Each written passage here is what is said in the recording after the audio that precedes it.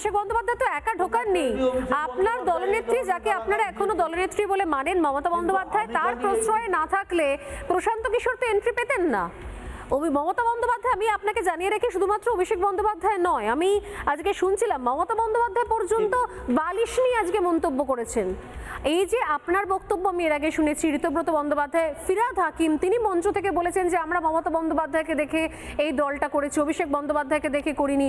আপনিও এর আগে বলেছিলেন যে অভিষেক বন্দ্যোপাধ্যায় তিনি সরে গেলে হয়তো দলটা তবু বেঁচে যেত। অভিষেক বন্দ্যোপাধ্যায় আজকে বলছেন যে আমি সরে যাব, আপনারা ফিরে আসুন। এই সব কিছুর ঊর্ধ্বে উঠে আপনারা তো মমতা বন্দ্যোপাধ্যায়কে দেখে করেছেন। মমতা বন্দ্যোপাধ্যায় আজকে তার অনুমতি ছাড়া কোনোদিনও পিকে আসতে পারতো না, তার অনুমতি ছাড়া আইপ্যাক আসতে পারতো না, এবং তিনি নিজেও আজকে বালিশ নিয়ে মন্তব্য করেছেন। আমার শুনে মনে হচ্ছিল কি আমি কি ঠিক শুনলাম? আরেকবার শুনি। তারপর আমি দেখলাম যে অভিষেক বন্দ্যোপাধ্যায় ঠিক বালিশ নিয়ে মন্তব্য করলেন। আমি বলছি এই ধরনের নিজের দলের এমএলএ যারা এখনো বলছেন তারা মমতা বন্দ্যোপাধ্যায়কে মানেন, তারা মমতা বন্দ্যোপাধ্যায়ের জন্য তৃণমূল কংগ্রেস করেন, আপনারা তো কেউ বিজেপি জয়েন করেননি দাদা, তাদেরকেও মমতা বন্দ্যোপাধ্যায় নিজে কে বালিশের ভেতরে লুকিয়ে থাকুন বালিশ বলে। আমি জানি না এটা আপনার এখনো কিভাবে আস্থাশীল, বা এরপর মানে বিরোধী কেন বললাম যে বিরোধিতার জায়গাটা খুব ধোঁয়াশা লাগছে, কারণ গণতন্ত্রের ক্ষেত্রে একটা বিরোধী রাজনৈতিক দল সমস্ত মানুষ চায়, আমরা সাংবাদিক হিসেবে আমরাও চাই একটা স্ট্রং বিরোধী শিবির থাকবে। আমি আপনাকে একবার শোনাই মমতা বন্দ্যোপাধ্যায় বালিশ নিয়ে মন্তব্যটা একবার প্লিজ, আমি পিসিআরকে বলবো চালাতে, একটু মদন দাও শুনুক। এখানেও মনে রাখবেন, বাড়াবাড়ি বন্ধ না হলে আমাদের আন্দোলন রাস্তায় আমাদের রাস্তা দেখাবে। মনে রাখবেন, পুলিশ এলাকায় এসপির ভূমিকা, বিজেপি প্রেসিডেন্ট হয়ে গেছে, আইসি হয়ে গেছে ব্লক প্রেসিডেন্ট। কেন আপনারা তৃণমূল কংগ্রেসকে ভয় দেখাচ্ছেন? আমি আজকে বলে যাই, এরপর আমি জেলায় বেরোবো, কত ক্ষমতা আছে আমি দেখতে চাই। আপনারা আমাকে আটকাবে? আপনারা তো ইঁদুরের মতো বালিশের খোলে লুকিয়ে থাকেন, কখন বালিশটা কাটবেন। আর আমরা সুন্দরবনের বাঘের বাচ্চার মতো লড়াই করি, এটা আপনাদের সাথে আমাদের তফাৎ। এখানেও মনে রাখবেন, বাড়াবাড়ি বন্ধ না হলে আমাদের আন্দোলন রাস্তায় আমাদের রাস্তা দেখাবে। মদন দা কি বলবেন এবার? মমতা বন্দ্যোপাধ্যায়ের কথাতেও সেই বালিশের উদাহরণ। শুনুন, মমতা বন্দ্যোপাধ্যায়কে আমরা পশ্চিমবঙ্গের প্রাক্তন মুখ্যমন্ত্রী বলে মান্যতা দিই, এবং তিনি দীর্ঘদিন নেতৃত্ব দিয়েছেন। কিন্তু এই মুহূর্তে যদি আমরা তাকে আমাদের নেত্রী বলে মনে করতাম, তাহলে নিশ্চয়ই আজকে আমরা একটা আলাদা করে মঞ্চ করে সেখানে আমরা 21শে জুলাই পালন করতাম না। ফলে স্বভাবতই মমতা বন্দ্যোপাধ্যায় সম্পর্কে আমাদের যে অ্যাসেসমেন্ট বা আমাদের যে চিন্তাধারা, সেটার মধ্যে অনেক বদল এবং চারিত্রিক বদল এসছে।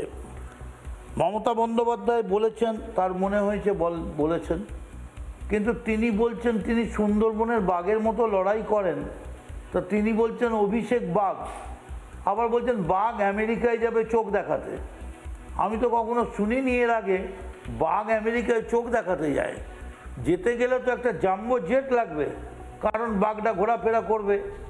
এতদিন চার্টারে চলছিল, এবার তো একটা জাম্বো জেট নিতে হবে, যেটা করে মেসি টেসি যায় খেলতে। এরকম আমার মনে হয় মমতা বন্দ্যোপাধ্যায় উচিত, মমতা বন্দ্যোপাধ্যায় তিনি ভুল বুঝছেন। মমতা বন্দ্যোপাধ্যায়কে কেউ অসম্মান করেনি, মমতা বন্দ্যোপাধ্যায়কে কেউ অপমান করেনি, এবং বাংলার মানুষ মমতা বন্দ্যোপাধ্যায়কে যথেষ্ট সম্মান করেন, আমরাও করি। কিন্তু তিনি যে বলছেন পুলিশ ওসি হয়ে গেছে, পুলিশের কনস্টেবল এখন পার্টি প্রেসিডেন্ট হয়ে গেছে, পুলিশের সেক্রেটারি, পুলিশের এসআই এখন পার্টির জেনারেল সেক্রেটারি হয়ে গেছে।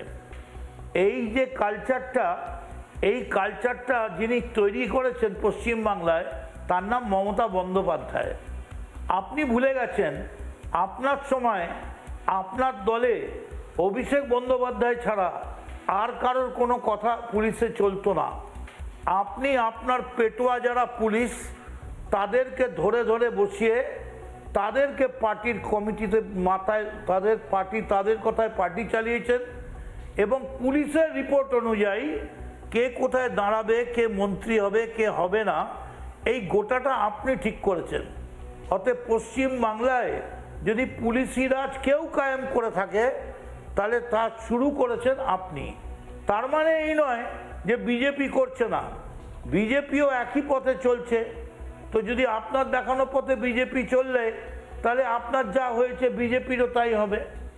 তবে আমি মনে করি বিজেপি আজকে আমাদের প্রচুর জায়গায় প্রচুর ছেলেদের মেরেছে, আমাদের তৃণমূলের ছেলে, এবং তৃণমূল শেষ হয়ে যায়নি।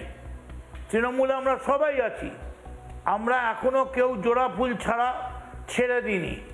হ্যাঁ, এইটুকুন বলতে পারেন যে আমরা তৃণমূলে আপনার ছবিটা আজকে ব্যানারে ছিল না, সেটা আপনি যখন তৃণমূল তৈরি করেন তখন আপনার ব্যানারেও মহাত্মা গান্ধী, নেতাজি সুভাষের ছবি ছিল না, আপনার ছবি ছিল।